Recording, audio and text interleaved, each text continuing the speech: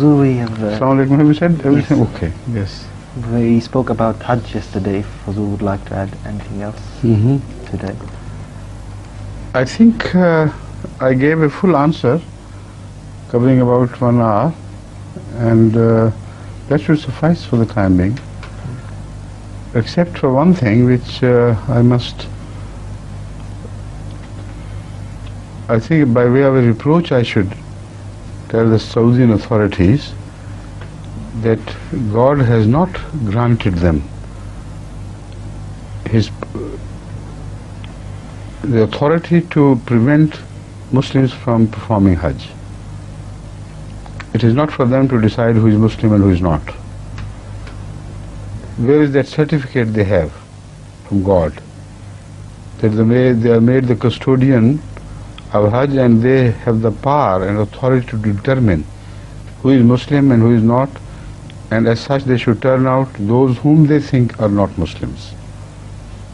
This absurdity, sheer absurdity, plus a very grave crime in the sight of Allah. Absurdity from the worldly point of view, everybody knows is stupid. Anyone can take the authority in his hand like they have done before themselves. You know, there was a time when they prevented the Jordanian Muslims, Khalifa Makkah, who was ousted by them from power, and those who belong to the Shafi faith, they had been forbidden to perform Hajj for some time by their forefathers. You know who rehabilitated their Hajj? Do you know that? The British government. The British government enforced them not to stop anybody from coming to Hajj, and also to stand guarantee to their safety. They should be held responsible for their safety because they were robbed on the way to Mecca and as they left Mecca. So they should learn their lesson from their history, if not from religion. They know that they pay homage to the British by accepting them in their arbitration on religious matters. This was a religious matter, and they had to bow to the British. The proof is written in the history book, well authenticated history books. Authenticated in the sense that the historians have produced and printed documents supporting this, whatever they claim about these things. But I don't want to go into that. This is not time. I am just advising them, they should come to their senses. Why should they stop people from performing Hajj on the plea that according to them they are not Muslims? While King Abdul Aziz had decided, Ibn Saud, what is Ibn Saud?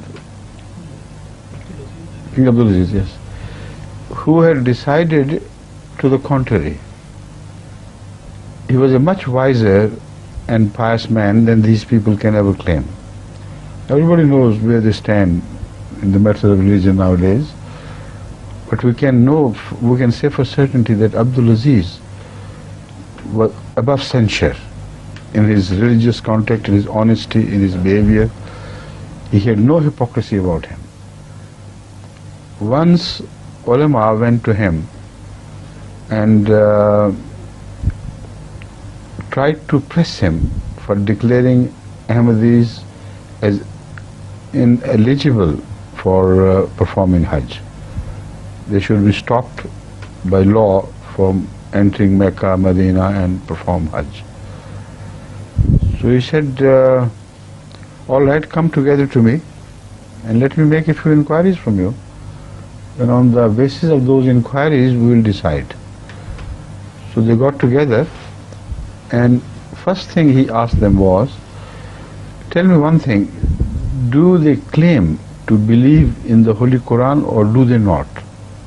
Yes, they do. A tribute to the honesty of ulama of that generation at least. You see? He said, do they believe in the Holy Prophet sallallahu alaihi wasallam or do they not? He said, yes. What is their kalima? Is it La ilaha illallah Muhammadur Rasulullah or something else? It's La ilaha illallah Muhammadur Rasulullah. Do they believe in Salat? He said, yes. Do they believe in Hajj? Yes. Do they believe in Zakat? Yes. And do they believe in Psalm? He said, yes, they do. He stood up and said, who is Abdul Aziz to stop them from coming to Hajj if this is what they believe in? What a beautiful answer. And he refused. Nobody dared to oppose him then, because he was not only this political chief, but in him were combined some religious qualities as well. Although the politics and religion are separate in Saudi Arabia because of some contracts with the British government. The house of Abdul Wahab has been granted authority over religious affairs, and house of was it the forefather was also Abdul Aziz, grandfather? We'll have to refresh our memory, and you better find out. So don't mind names. Maybe I have I'm mistaken, but I had the impression that there were two Abdul Aziz. One previous, the older one, long ago, and one in his progeny was also called Abdul Aziz. So if I'm right, then this Abdul Aziz is the one I'm talking about. But he said, who am I then? I have no right to do it. And this is the principle. First of all, God has not given authority to any human being to call someone non-Muslim if he claims to be Muslim. This is my contention. Prove me wrong from the Quran. I dare you to do that. You simply cannot. Quote me one instance from the entire life of Hazrat Muhammad Rasulullah sallallahu alaihi wasallam where he declared someone to be a non-Muslim while he claimed to be a Muslim. This is my second point of contention. If you want to dispute it, come on and bring me the hadith which shows that people came to Muhammad sallallahu alaihi wasallam claiming to be Muslims. He said, no, you are not Muslim. I don't permit you to call yourself Muslim. It never happened once in the entire lifetime of Hazrat Muhammad sallallahu alaihi wasallam. And how could he do it? Because God had told him that we know that faith has not entered their hearts. These people, these munafiqeen, the hypocrites of the first degree, yet tell them that you may call yourself Muslims. Qulu aslamna. See? So they were treated as Muslims while God had informed them that their hearts were empty of faith. They were still permitted to call kalima La ilaha illallah Muhammadur Rasulullah, while God had given his testimony in the Holy Quran. He bore witness to a fact that they speak to you, address you as Rasulullah. Allah knows that you are Rasulullah, but Allah also knows that they are liars. Allah has told Hazrat Muhammad sallallahu alaihi wasallam that when they say kalima, they don't mean it, they are liars. Yet they were never permitted, not once, in the entire blessed life of Hazrat Muhammad Rasulullah sallallahu alaihi wasallam from professing kalima. Who are these Saudians and Pakistanis, the mullahs and all? From where have they derived the authority which God had not granted to Muhammad Rasulullah? Because we insult Muhammad Rasulullah sallallahu alaihi wasallam by claiming he is prophet of God, while the mullahs say in your hearts you don't believe in that. See? Who informed you? We know, we know that. Okay. If so, okay. Suppose you're right. Are you more right than God was? When he himself told Hazrat Muhammad Rasulullah sallallahu alaihi wasallam that they're filthy people, they're liars. And yet, Muhammad Rasulullah sallallahu alaihi wasallam did not take it into his hand to snatch the right of a person to declare kalama la ilaha illallah Muhammad Rasul, to stop a single man, a single woman in his lifetime. To have done that because he could have said, look here, God has told me. How can I believe you? I must believe God. So God told him, but as far as the human rights are concerned, this is the greatest beauty of Islam in establishing the fundamental human rights. What better example can be shown from any religion of the world? God telling him, they're liars of the first degree, but do not stop them from doing it. Do not tell them to stop calling themselves Muslims. So these Saudian kings and Saudian mullahs, where have they received their authority from God that I grant you a better and higher authority than Prophet Muhammad Rasulullah sallam?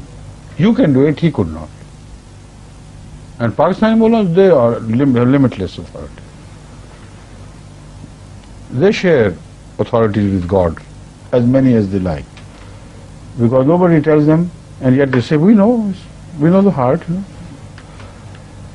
So they have distorted in the image of Islam. They should feel ashamed of themselves, their faces behind screens, if they can, for what they are doing to Islam and what they are doing to the conduct of Hazrat Muhammad Rasulullah sallallahu alaihi wasallam. And yet they dare call us to have insulted the Holy Prophet, maligned his name by saying La ilaha illallah Rasul. And this is the only reason why they prevent us officially, formally, from performing Hajj. Inside, many a Saudi official knows that we are Muslims. Inside, many an officer of the embassies know that we are Muslims. So they grant visas knowing, they shut their eyes. But officially, they should not have done that. Because officially, this is their position, that Ahmadis are not Muslims, and as such, they should not perform Hajj. So they had neither a right to declare us non-Muslims, nor did they have a right to insist that what we say from our lips is not in our hearts. Even if we had that, they still had no authority. See? Better mend their ways, because after all, how long will they stay on earth? They will die sooner or later, and they will appear before God, and God, they will be answerable. So I don't want to malign their character, but these are the hard facts. It's a passionate appeal to them to rethink of what they're doing, and don't listen to the Pakistani mullah. He's not worthy of attention. He is after their money. He's crowding the wealth of Saudi Arabia. Let them stop paying this mullah and see where they disappear. They will no longer have any interest in Mecca and Medina and this. They are the same mullahs who were before the Saudians got the wealth of oil. They used to abuse them like anything. And the Saudians, why don't they read the history of Indian mullahs? It was they who had declared that the Wahhabis are the worst kafirs on the face of earth. And they are like the Pandits of Banaras who have captured Kaaba. And they have no right to be there. Suddenly, when the oil comes from within, they became interested. They are not interested in Ab Zamzam. But they're interested in oil from underneath. When it started bubbling up and boiling up, then they said, prostrated to their honor and dignity and said, we are your humble servants. They should see these things. They're visible. They're facts of history. And change their policy. They should mend their ways now before it's too late. Please. Hope you remember. You're taking notes. Oh, you have become an expert, I hope. God. أعوذ بالله من الشيطان الرجيم بسم الله الرحمن الرحيم إذا جاءك المنافقون قالوا نشهد إنك رسول الله والله يعلم إنك رسوله والله يشهد إن المنافقين لكاذبون. See? What stronger witness do they require? They say you are Allah's prophet. Allah knows you are His prophet, He says. But Allah knows that they are liars. So after this statement of Allah, this declaration of Allah that they are liars, what right they had got to continue to say La ilaha illallah Muhammadur Rasulullah? But that right was not snatched away from them. Not one of them was ever prevented by Muhammad Rasulullah from calling him Rasulullah, knowing from God. And their calling him Rasulullah was not an act of filth, was not an act of blasphemy, not in his sight. But now what has happened, after read the verse and then say whatever I said after this. Now the other verse is from another surah, is from Hujurat, which says, قَالَتِ الْأَعْرَابُ آمَنَّا. Right? قُلْ لَمْ تُؤْمِنُوا. They have not believed. وَلَكِنْ قُولُوا أَسْلَمْنَا. Despite this, you can call yourself Muslims.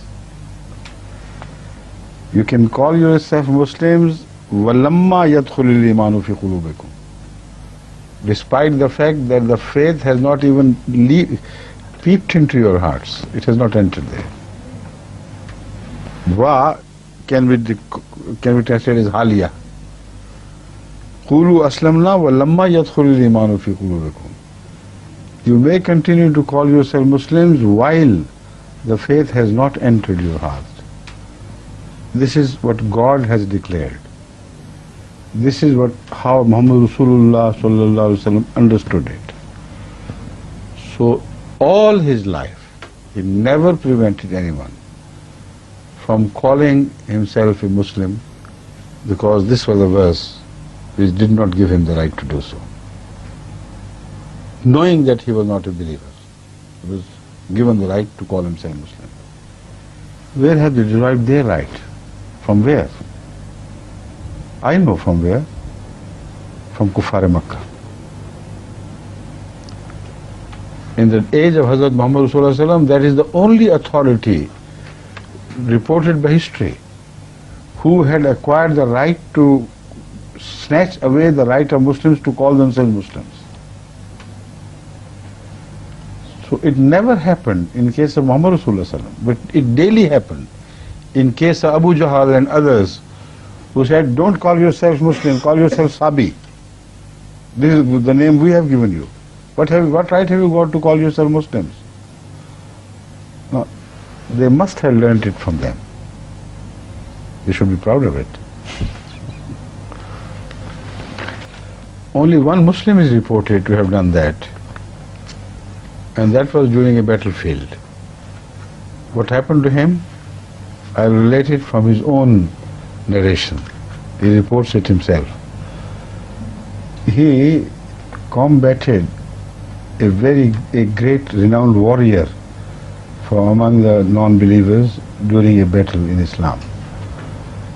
And it was with some difficulty that ultimately he flattened him on the ground.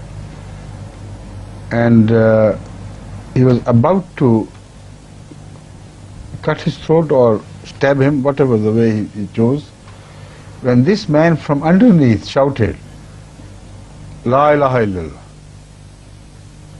That's all. He said, now la ilaha illallah. Now you are afraid for your life. I know, you can't cheat me. So this la ilaha illallah will be of no worth now at this time when you are about to be killed by me, and then he stabbed him to death or severed his head, whatever it was. And he was so proud of this, of his cleverness, you know. All the circumstances led to the belief that this man must be telling lies. It is only to save his life that he has done it. And when he reported this incident to Muhammad Rasulullah, he was so angry that his face flushed, and he kept repeating one sentence over and over again. Halla shakarta kalba, halla shakarta kalba, halla shakarta. He said it so many times, and he prayed to Allah, please stop him from doing it anymore. It's too much. This is one of the reports. And in another narration he says, he addressed me and said, look here, when you will die, and his la ilaha illallah stands witness against you, Yawmul Qiyamah, what will be your answer? So there was one exception, of course. I say it was just the Kuffar Makkah who did it. But one Muslim also dared to do it. And this was the punishment meted out to him. And having reported this, he says, then I wished, oh God, I wish that I had not become Muslim before this day. See? He didn't want to suffer from the anguish of Hazrat Muhammad Rasulullah, which he had caused. Oh God, I wish I had not become a Muslim before this day. This is Islam. This is the verdict of Muhammad Rasulullah. Where do they seek their verdicts from? Unbelievable. And they call themselves the mullahs, the great scholars and mashayikh and the custodians of Mecca and Kaaba and this and that. At least they should realize that they are about to die. They will die. And when our la ilaha illallah of 10 million Ahmadi Muslims stands witness against them, what would they say then?